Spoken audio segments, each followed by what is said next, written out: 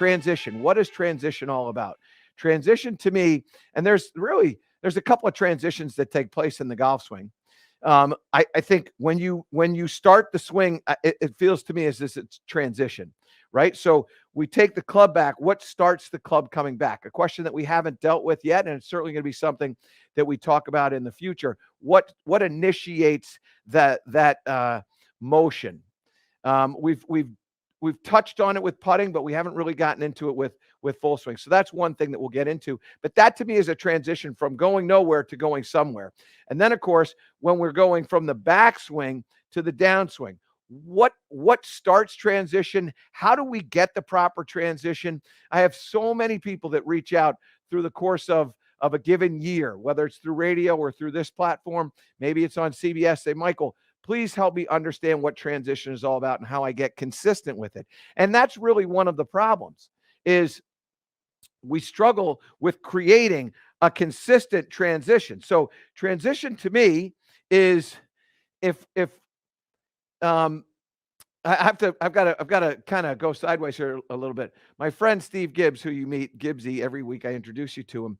When I first met him, he showed me a picture frames of a horse running. And there was a big debate as to whether or not horses were totally off the ground at any point as they were running, or whatever you want to call that, trotting. And then when all of a sudden they took the first pictures and they saw it, they actually noticed that, in fact, there's a time where there's not a single foot on the ground of a horse, a hoof, whatever. That was a revolutionary thing. When we talk about transition, what you need to appreciate is it's not necessarily a complete backswing, end of story, a start to the downswing, beginning of the story. That's not what happens. What happens is with most elite players, the downswing starts before the backswing finishes. And that's probably as revolutionary as those pictures that I talked to you about with the horse. But it's also for many of you who believe that address and impact are the same. And then when you see what impact looks like, and it looks quite a bit different than address, that's a revolutionary moment for you. Well, this is probably the same for you. Understanding that the backswing is starting before the downswing the downswing is starting before the backswing is ending. Now I said it right. The downswing is starting before the backswing is ending. And what happens to many of you is you make a backswing and then you start the downswing and you go, well, I got to start. And then you have a hit impulse. And the hit impulse is, I want to get it with the golf club. So you get in here and you do this. And you start what I call chasing the golf club. I don't want you chasing the club. I don't want the club to do this and then have my body chase behind it. I want my body to be leading the golf club. So if you take a look at when I did that, what my club head speed was on that, and we'll come on up to the front, club head speed there was about 70 miles an hour. When I get 70 miles an hour of club head speed, I'm not getting a tremendous amount of ball speed when I'm doing that. And that's about as fast as I can swing the club. So many of you go, well, how do I swing this club faster? Well, let's get a better transition. Let's understand what transition is all about. And let's not go chasing the contact of the club and the ball. Let's go chasing a motion. And the motion is going to be, and I'm going to, for the sake of this conversation now, I'm going to assume that the backswing stops, that's it, and then the downswing starts. And a lot of people say, well, what starts the downswing? What you think about to start the downswing and what actually starts the downswing many times are not the same. I like to think upper body as I'm starting my downswing. Many people like to think about starting the lower body, which is fine. It just works for me. If I think start lower body, I end up not moving my upper body. My lower body moves when I think about moving upper bodies. So what you think about to start the downswing is different necessarily than what actually happens. But for the sake of this, what I'm going to walk you through is an understanding of sort of, we'll call it a sequence, right? And the sequence is going to be this. I'm taking the club back, and when I get up into this area up in here, what I like to say, the last quarter of the backswing, right? So there's a 3/4 swing and then there's a full swing, and everybody's 3/4 to full can vary. Like John Rahm's 3/4 doesn't look like a 3/4. And of course, there are other players who have an extended backswing. Maybe a guy like a John Daly, club goes well past parallel. He gets to 3/4. That 3/4 to full is much longer than, say, John Rahm's 3/4 to full. And so what I like to say is in the last quarter of the backswing, when you get up into here, that's when I want you to initiate the lower body movement. Okay? So we get in here like this. In this position right in here is when I'm going to start moving the lower body. And what you get is you get a natural lag that takes place in the club, because what happens now is the body is pulling the head of the club. And when we come up here to the front, what you start to see is that little move right there. All of a sudden I gained 12 miles an hour of club head speed, and this was a missed strike, by the way. And so I got 13.5 miles an hour of ball speed, but the club head speed went up. I just didn't get my contact that I was looking for. Okay. So see if I can get a little better contact here. So I'm feeling like when I get into here, that's when I'm going to initiate the lower body. So here, and you can see how all of a sudden the lower body starts to jump out. Now, come on up to the front, because this is really, really fun, Gibbers. So now club head speed jumps to 83.3, which is not a lot faster than what I did the swing before. It's a lot faster than when I did the first one, which had 70 miles an hour. But all of a sudden, my ball speed goes up to 122. So I gained a lot of ball speed there with a gain in club head speed. Okay, now, what are some of the things that you can do to teach yourself this? Well, one of my favorite things to do, and this is a simple thing that you could make at home. What I've done is I've just taken a normal piece of paper that you would use when you were in school, and I've wrapped it around a piece of PVC pipe here. And then, of course, I've taped it, and then I cut into this. Maybe it gives you, yeah, there you go. So I've cut into this. So it makes a little noise here. Now, what I like to do is this. I like to feel a patience from the top into the downswing with my arms and with my hands. So when I get up here, club is here, and I start to go down, there's going to be a lower body, an upper body. There's a rock that goes on, but I'm not moving my arms and my wrists, my hands. I'm not waving the flag. What I'm doing is I'm getting here, and then I move. And what you'll notice is that when I go chasing contact with the club head and the ball, I get up to here and then I go, and all that noise is happening over here. What I want to do is I want that noise to be quiet, louder, loudest. So here, you can hear that noise build. Again. And all of a sudden what I'm getting is I'm getting the body to carry the club, ultimately carry the club head. So this is a great device for you to use, and it's simple to make. Get yourself a piece of PVC pipe. Maybe it's a golf club. Wrap a piece of paper around it. Use some duct tape here, and then you're just going to cut some slits into the paper, and it's going to make a noise, and it won't rip. And then what you do is you just get used to this.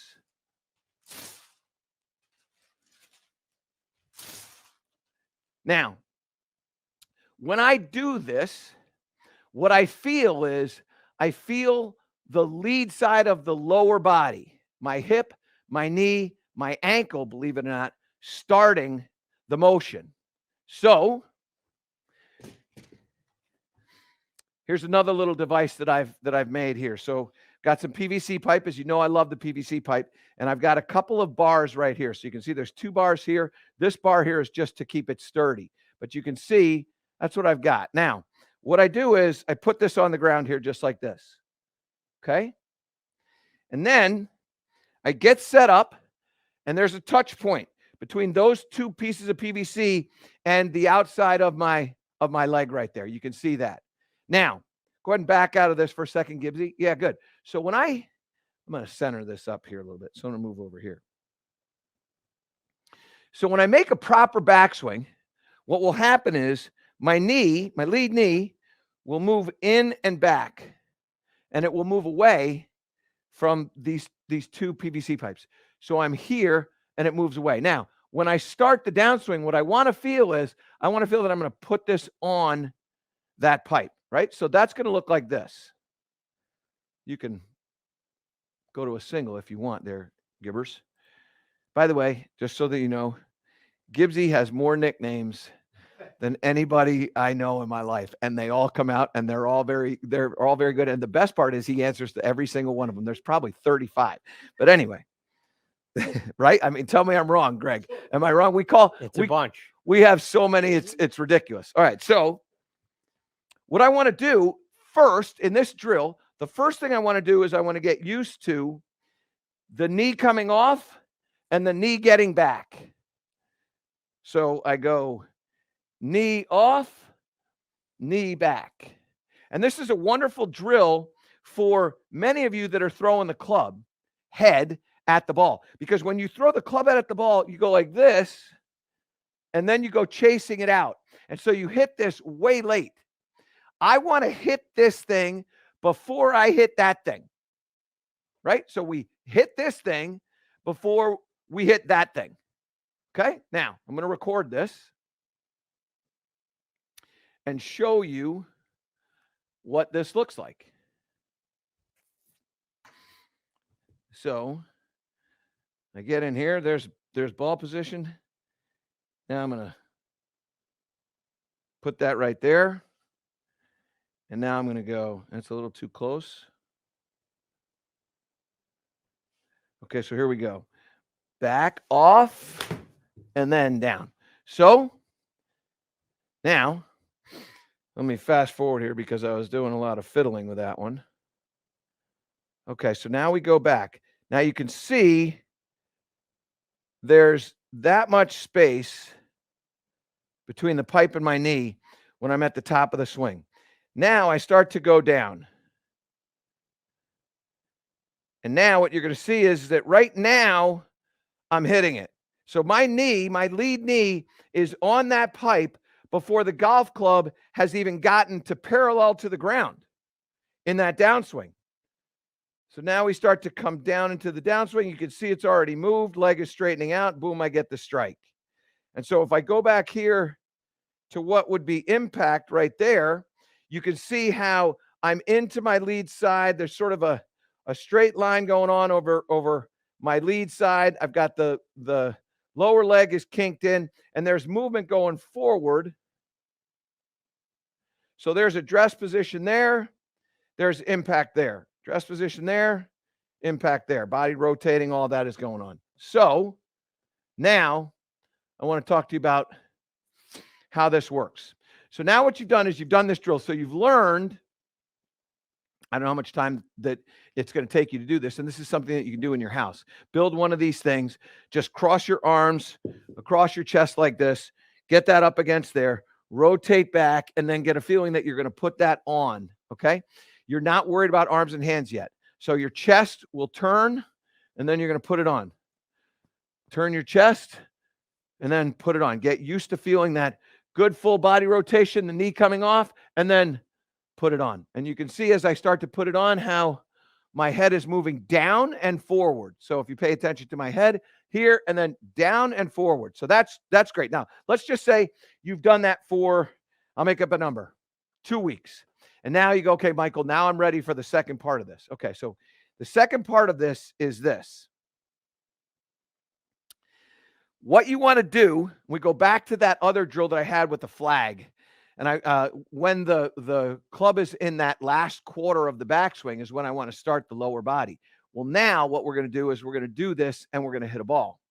So what you're going to do is you're going to focus solely on what's happening with this lead knee. So we get set up like this. What I want to do, and you've seen people do this drill as a step through drill. That's a good drill. It's not my favorite drill.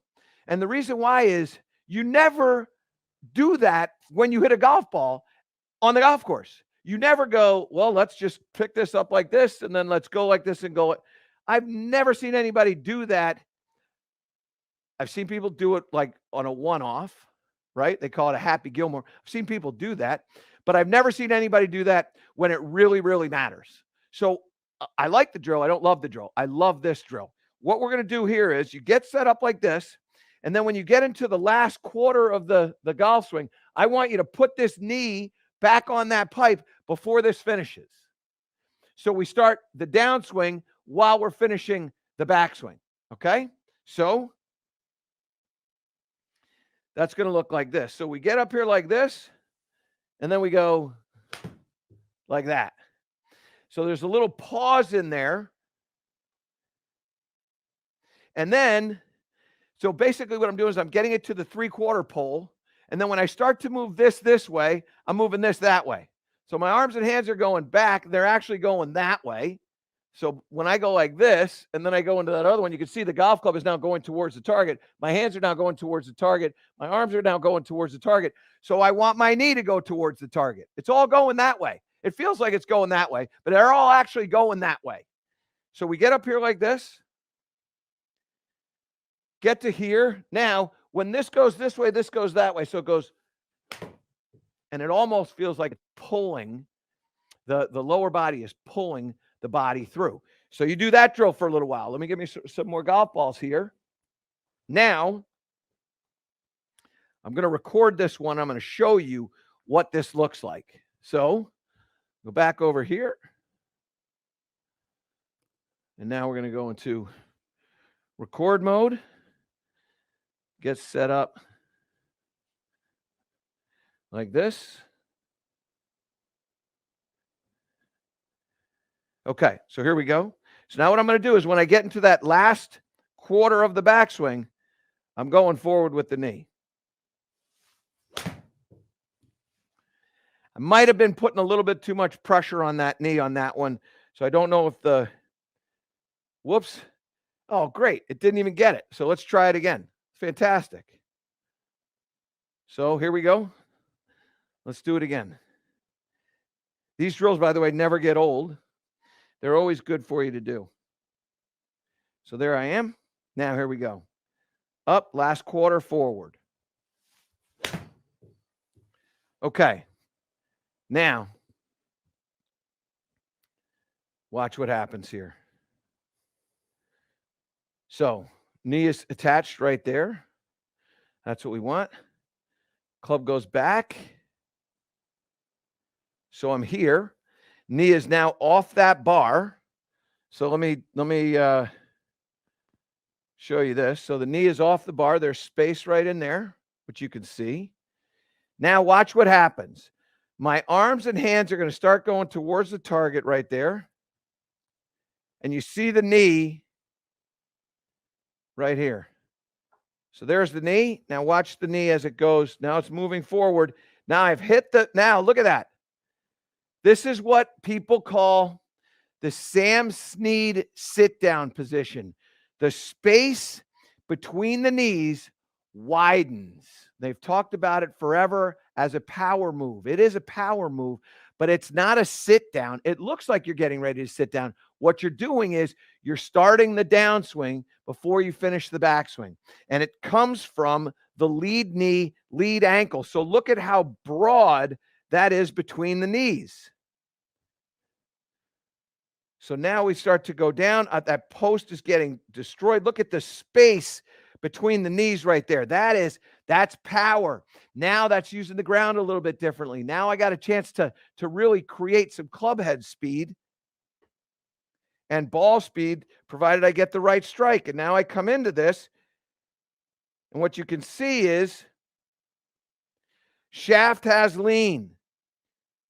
When the shaft has lean there, now I strike the ball first. When the shaft has lean, I've got less loft. When I get less loft, I get more ball speed, provided my contact is proper.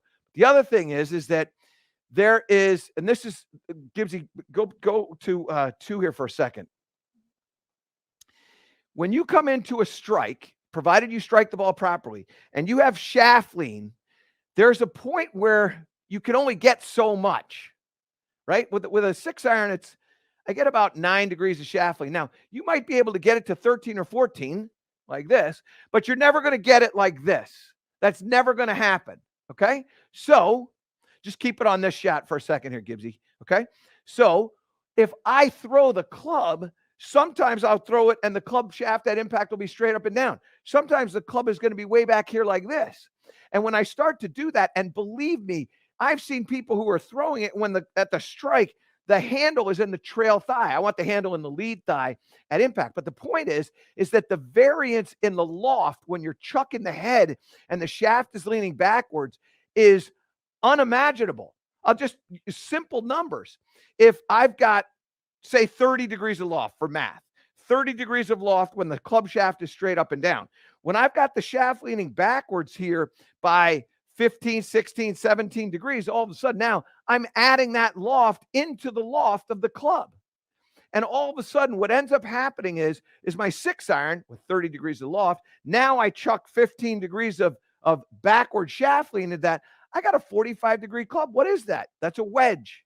That's a wedge. And you wonder why you get inconsistencies in your distance. Because when you start to do this and you're not getting the shaft lean that you want because the lower body hasn't done what it wants because you haven't initiated the downswing properly, transition has been off, all of a sudden you hit what looks like a really nice shot that comes up 50 yards short of where you expect it to be in the water, plugged in a bunker, whatever. Whereas if I do the lower body first and I get the shaft lean, if I come into this and I've got 10 degrees of shaft lean instead of 8 degrees of shaft lean, or I get 15 degrees of shaft lean instead of getting 9 degrees of shaft lean, all of a sudden I'm only affecting that by about 6 degrees. And that is roughly a club and a half. It's roughly a club and a half, particularly from 6 to going up north. It's roughly a club and a half. It's about 4 degrees with between most clubs, and then 3 degrees with some clubs, right? You go 4-iron to 3-iron. It's about a 3-degree difference. But my point is that you're never going to end up with a club shaft that's leaning 15 degrees. Normal 15 degrees from this or from that. It's not going to happen. So when you start to initiate lower body first and then go, you're going to create a very similar impact position with the shaft lean. So in this particular position, that's what impact looks like. Now, I'm going to record this again. I'm going to show you how similar these are going to look. So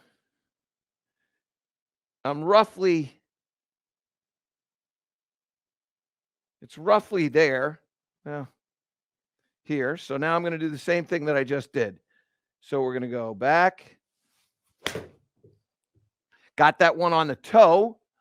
So now what we're going to do is we're going to go, okay, let's see if I got my knee to that pipe before. So it's off, and there it is. So it's moving forward. You can see both the club head moving this way and the knee moving this way. Watch this. Let me erase that so you can see it.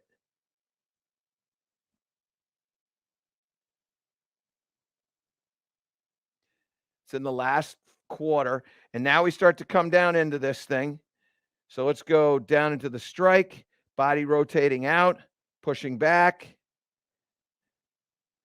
Well, that's a little after impact. So this isn't going to be exactly the same. So let me go back one. Let me go back one because that's going to be a little bit more accurate.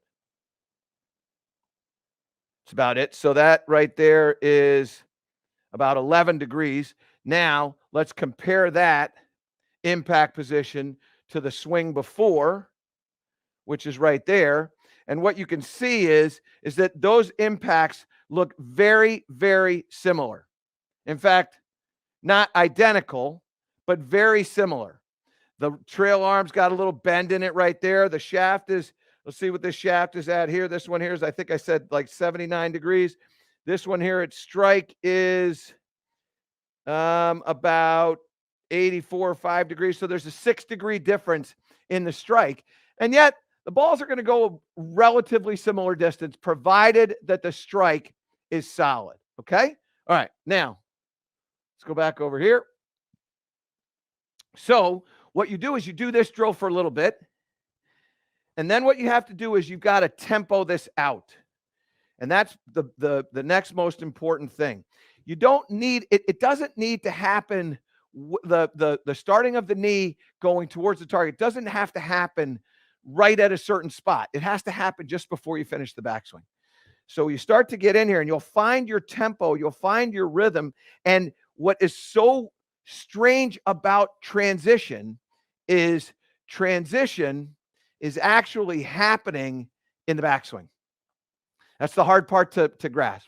Transition from backswing to downswing is actually happening in the backswing. So we go like this.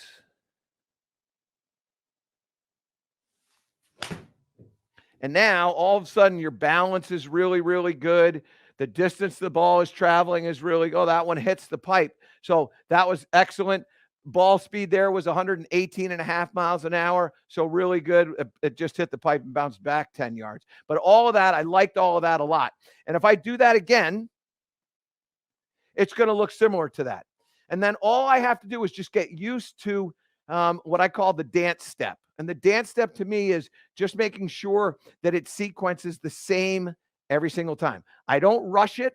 I don't force it. It's gradual, but it definitely is happening that way. The lead knee going towards the target at the end of the backswing. It moves back and then it moves forward. And all of a sudden there's a dance step there.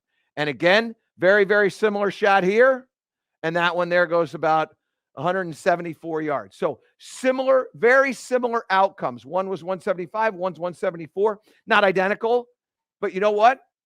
Almost, to the point where you're not even going to notice. You start doing this consistently, and what you're going to start to get is predictable distance. I take my 6-iron out. I got 175 yards. That's the club I hit. I don't try to hit it hard. I try to hit it properly. I make the contact. It goes the distance that I want.